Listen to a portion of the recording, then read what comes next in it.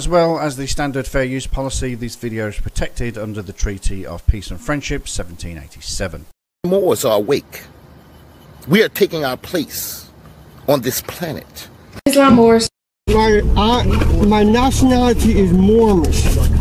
In today's economic climate marked by recession and inflation, finding innovative and cost-effective solutions to housing and property issues is very crucial. One such solution to this problem is adverse possession, which is a legal concept that allows individuals to claim abandoned properties. This process of adverse possession can revitalize neglected areas, turning unused spaces into thriving communities. And ultimately, it's a win-win situation, both in helping the public interest while simultaneously enabling people to secure a home and property. However, it is important to approach adverse possession responsibly, because adverse possession is not about claiming homes where people have an active interest in the property. It's about giving life to genuinely abandoned properties and taking advantage of all the adverse possession statutes that allow one to get title if you meet the strict statutory requirements in your state. Adverse possession has allowed me to live rent and mortgage free for over 4 years, which in turn allowed me to live a lot more comfortably than what I used to. And additionally, it has severely reduced the effects of the current recession and inflation effects that we're all going through right now. And that's why I want to offer you a chance to learn from my personal experience on adverse possession. This strategy can be used as a beacon of hope, transforming unused lands into valuable assets, benefiting both the individuals and the communities around this nation. So for more insight and guidance on leveraging adverse possession, comment the word ready or click the link below and I'll get to you. It's not a loophole, it's the law.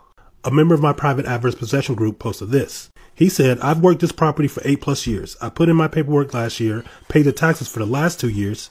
He has the power, business license, water, and alarm in his name. 6,000 square feet structure on 1.16 acre lot abandoned for 20 years. And more people are starting to claim these abandoned properties due to what I've been telling them. There's ethical ways to use adverse possession, and this is the way I teach it. So if you want to learn how to claim abandoned properties and learn how to do adverse possession the correct way, comment ready and I'll get to you. And remember, it's not a loophole, it's the law. Mr. Knight, Yes. EJ Capital versus Rashida Bay. Yes, Judge. This is a strange case. This is a quiet title action in which the defendants previously owned a home that's now a rental home. And back in 2010, there was a quiet title petition that was filed in Fulton Superior because they paid property taxes. And the taxes were sold. And there was an order that was issued in 2012, 11 years ago, saying that they've lost title to the property. It was eventually sold to my client, who's had it since 2016. The defendants came in 2023, 7 years later, and filed a transfer where she transferred the property from herself to her trust, and then filed a dispossessory action in Fulton State Court, Fulton Magistrate, which we went and had a hearing on back in August. Trying to dispossess your client's Tried tenants. to dispossess my client. The court took judicial notice of the quiet title action, said you're not the owner, dismissed those claims. Now, and at the hearing, I said, listen, will you cancel your deed? If not, we have to come and file this action. And she said she'd think about it. She lives in Tennessee. Never heard from her. I emailed her. Never heard from her. So we had to file this action. We served her, Judge. Personally, Ms. Bay and her trust, both on November 9th, 2023. No answer's been filed. We filed on January 10th, the certificate of default and our military affidavit.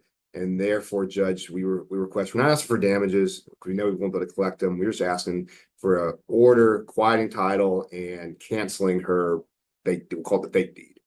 Right. Yeah, and I did have a chance to look over the file, and you're right, it is a little bit odd. But sadly, that's what happens when nobody actually does anything with property that passes through 2 or 3 people having died, and nobody ever does anything about actually properly constituting the title and getting it put in a living person's name who's entitled to have it.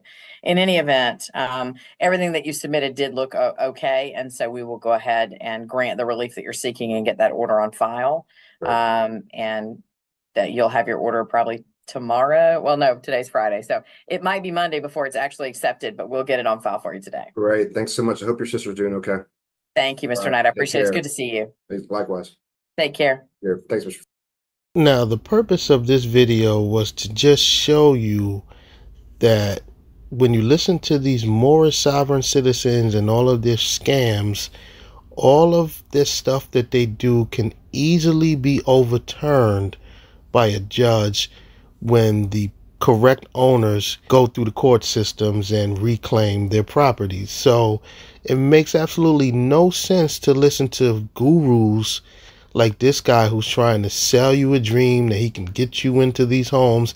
It all can just be undone by a judge. So don't waste your time. Do something more productive with your time. Point blank period. Because none of this stuff works. Now, if you guys were wondering whether this guy was a Moor or not, he clearly is. Look, you see the Moorish flag, and below that, you see none other than Taj Tariq Bey. All of these people learn from Grandmaster Teacher Taj Tariq Bey. That's where all of this nonsense comes from. All of the sovereignty and all of this just crap. So don't waste your time. Be productive citizens.